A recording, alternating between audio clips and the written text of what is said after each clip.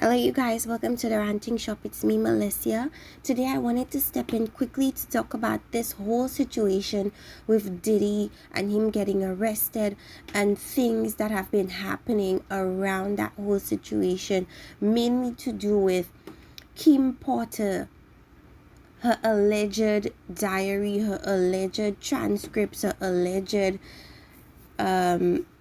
life story supposedly being written in a book, and the author's name is supposed to be something like Chad Todd, and people either believing the stories and thinking that they're true, or people being very entertained by the stories. I have listened to some of the story by Tisa Tells. I couldn't even finish listening to it because it was so outrageous.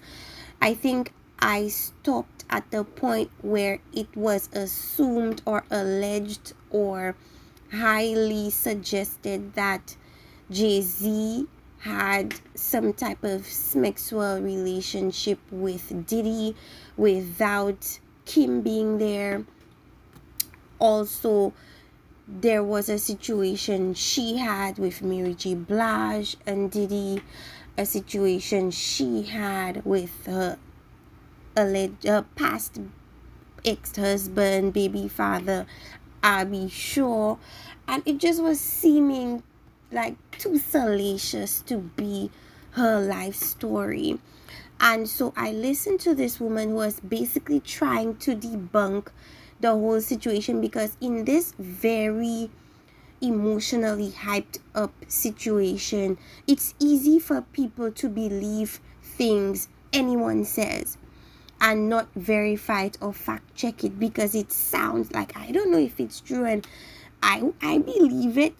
People are rushing to believe these things, not caring if it's true or false.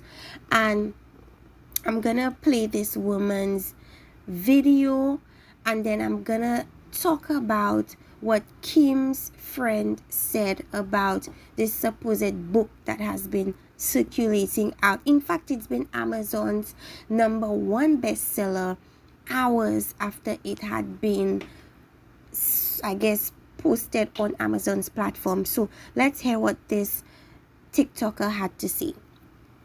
Kim Porter didn't write that book or any journal entries in that book. People are still going back and forth. How did you know? So I'm going to explain to you how I figured it out.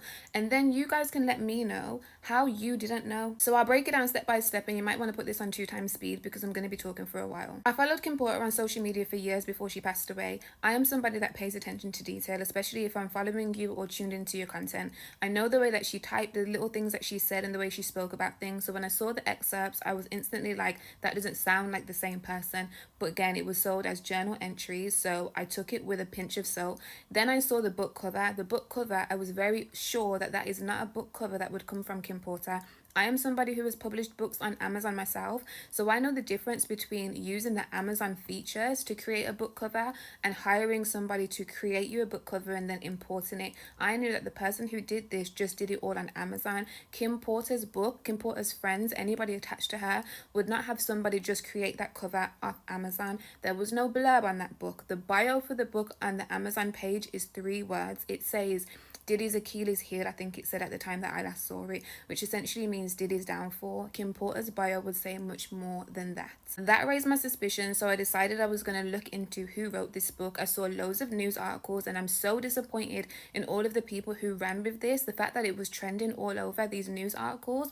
Do better freaking research. This is a black woman's story that deserves to be told with integrity, and it has not been. The book was authored by Jamal Millwood. Jamal Millwood is the name that people who believe that Tupac is still alive living in New Zealand believe that he's living under. So it takes a certain type of person who believes that to be the person to use this title in the book. So that already gave me an idea of the type of person I'm looking for.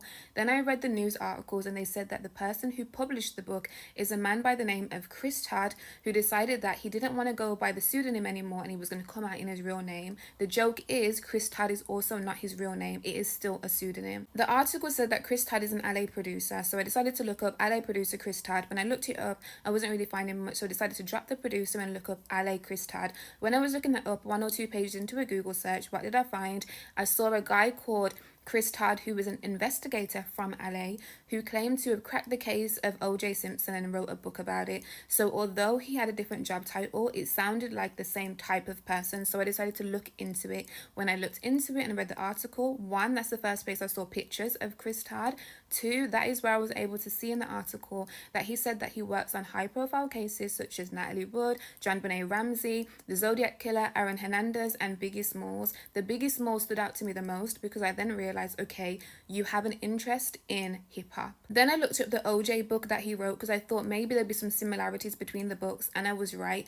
The book cover for the OJ book and the book cover for the Kim book, I'm trying to put all of this on the screen. The book covers look very similar to me. The way that he wrote the titles, the fonts that he uses, the way that he does the subtitle, even his little ellipsis after he puts his subtitle, it's just very much the same person created both of these book covers. So I knew it was the same Chris Todd I was working with, although the article said that he had different job titles. And also in the article of him being an investigator, he said that he used to want to be a producer so bad, but essentially it didn't work out for him. Or I'm using my own words, but I'm going to put it on the screen. Although in the latest article, he is now a producer and has been a well-known producer, which already showed me he is not really honest or stable in the way that he tells his story. It's very choppy. So now I recognize that it's the same Chris Todd. I decided to go and look him up, and I did some more research. There was Reddit threads about him. There's a lot of YouTube videos about him because he claims to be an investigator, producer, writer, actor, a lot of different things. And as I was looking all of these things up, I'm seeing people's comments. I'm seeing people who have bought his books and who are saying that essentially his books don't really seem credible.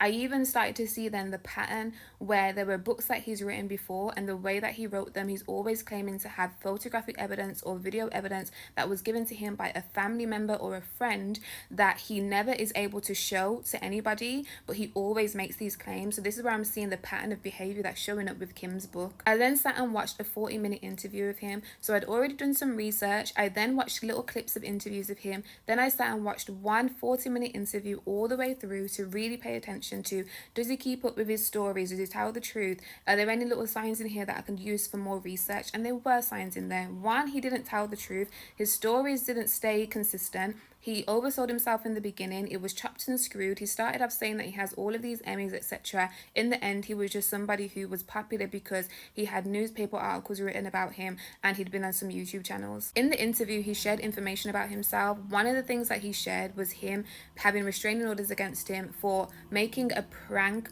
on producers, and he didn't prank them. He was threatening them. He was sending them emails. He was sending them voicemails. He was making threats to them. He was telling them that he had gangs. Again, I'm putting it all on the screen. He was telling them that he had gangs and different people that were going to come and do things to them if they went ahead and produced the shows that they were producing, because he claims that he has the rights to all of these things. He does not have the rights to any of these things. He believes these things to be true. They are not true. I said in the first video, if anybody knows the Risa Tisa story in Legion, right? So many people clowned her and was like, how did you fall for that? And hundreds of people have just bought this book and then are still turning around saying, well, I still believe that it's the truth. By him mentioning Aaron Hernandez, that's how I was able to find out who he really is, because him mentioning Aaron Hernandez, I just was able to go back to Google and say restraining order Aaron Hernandez, LA producer, and that's how I found Todd Guz is the real name that he goes by beforehand. And even still, we don't know if any of it is real, but we do know that Todd Guz is a name that they put a lawsuit against. So that's the name that he must have had identification for at that time. This man is known for doing this. There's patterns of behavior here. The other books that he has written is the exact same formula. He's been doing this for such a long time with so many cases. He turns around and is disrespectful about the family members of people from cases that he claims to have investigated. He goes on podcasts and people give him a mic so that he can sit and he can speak these damaging things. He's written this horrible, disgusting, horrific book that people have spent their money on, and he has been able to swindle so many of you because you so badly want to hear the tea that you are ignoring your intuition and your discernment. Don't trust me because I said it. Go and do the research based on the information that I've given you, and you decide for yourself. And if you decide at the end of it that you still believe that Kim Porter's friends gave him a USB and that he published this book in good faith and that this was written from her journal entries, be my guest. But I said what I said. Okay, so now you heard what this TikToker said. To me, it made a lot of sense. But if you scroll down the comment section, you have people still combating it and being very defensive about it because they want it to be true. They want it to be true. They're hearing all these things about Diddy, and everybody's saying, oh, Jaguar Wright was correct. And the truth of the situation is Jaguar Wright is just a very good gossip and storyteller, and I have a video about Jaguar Wright coming out in maybe a couple of days or in a couple of hours, I'm not sure, but I break down her technique and why it's so easy for her to manipulate people that are already wanting the situation to be true. As Charlemagne once said, the truth is more entertaining, the lie, is more entertaining than the actual truth. So even if it's found out that, Kim Porter never put out this book and he never got any file from any trusted friend, people are gonna run with this regardless. And that's sad because, in my opinion, like this TikToker said, if I'm gonna write a book about my life story, right? Chapter 4 is not gonna be about Diddy's various sexual escapades. It's gonna be about what I endured with him, my life growing up, my dad, how I came into the music industry, and all of that. But you see, all this salaciousness, it has me thinking thrice about this alleged story. So let's get into what Kim Porter's friend Ebony Electra said about this apparent book that has been circulating. Now, Ebony Electra stated months ago when Cassie first broke the story of, what she'd been going through with the situation with Diddy, she basically chimed in and said that Cassie was like the new toy, and she at some point was laughing in Kim's face. I don't know if that's true or not. That's what Ebony said, and Ebony mentioned Kim calling her crying, talking about all the things she's going through, Diddy hitting her, and all of these things. Now, Jin Deal also mentioned Diddy hitting Cassie and Kim Porter. I don't know if Jin Deal was around when Cassie came into the picture. I'm not sure of that. Maybe he witnessed Kim, but I'm not sure if he witnessed Cassie. And there was another person who was around at that time who mentioned him witnessing Diddy beating on Kim inside the car at some point, and them coming out of the car with Diddy looking ruffled up, Kim looking ruffled up. So, but this is what Ebony Electra had to say. She said, now it's getting out of hand, and this is via XXL magazine that, of course, screenshotted and made mention of this information. So she says, now it's getting out of hand. There is no book. There never was. Several people continue to speak about and spread blatant lies regarding this mystery manuscript as if it were true. People, it's not. Kim would never do such a thing, and that's the honest to God truth. God knows the truth, and so does she. As for me, I couldn't have another person call my phone or send me a text about this without clearing the air. Any negative feedback or comments on this post will receive no response except God bless you. The truth is the truth. Be blessed. Hashtag Kim Porter Strong. So this is what Ebony Electra, Kim Porter's, she says she was Kim Porter's friend when she was alive and was privy to a lot of Kim Porter's intimate, I guess, ranting of her situation with P. Diddy.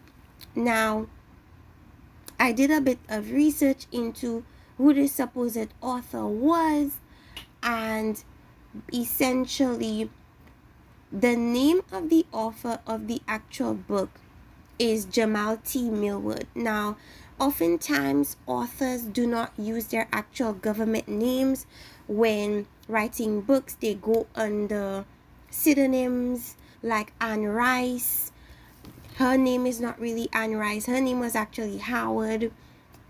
And other people, like even the author of The Third Twin, I forgot his name. That's not even real. Ken Foley. I don't even believe that's his real name. So Jamal T. Millwood, right, is actually Chris Todd, and he's a supposed Los Angeles producer, and so on and so forth. Now, I'm gonna post a clip of this guy. I'm not sure if he's a producer, but that's what he says. And this guy supposedly got the details for this book from a hard drive that he supposedly was given by a source connected to Kim Porter. Do I believe this? No. Because there's literally no proof to believe him. It's either you want to believe the salaciousness of this book or you don't. You know?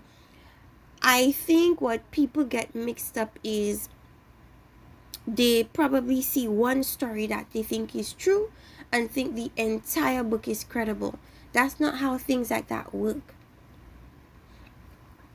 But anyways, so this guy was seen on YouTube a couple years ago talking about the whole situation with, I believe it was O.J. Simpson, and him trying to break down what really happened with the whole situation with OJ. And I don't know what you think about this character named Chris Todd. So he's Genovese Meyer Lansky crew. In his story, he talks about Vincent Allo, who they used to call Jimmy Blue Eyes, who is very close to Meyer Lansky. Meyer Lansky, they became the Genovese. That was Vito Genovese, Meyer Lansky, Lucky Luciano. These are the OG mobsters. Murder Inc. A lot of those guys were Jewish. Okay, they killed Dutch Schultz, Chuck the Bug Workman. As for me, no, I do not believe that this book or anybody gave him anything to publish. The TikToker even mentioned, she went about even discussing the layout of the book. Like, do you really feel as if Kim Porter would just take some random thing and use Amazon to type up this cover and make this rushed type of, I don't know, situation of a book? I don't believe it. I don't believe it. But you're gonna have a hard time convincing other people to do proper research before jumping into situations or things that I guess seem exciting. I don't know what to tell you guys. Let me know what you think in the comment section. Like, subscribe, and see you guys next time. Bye bye.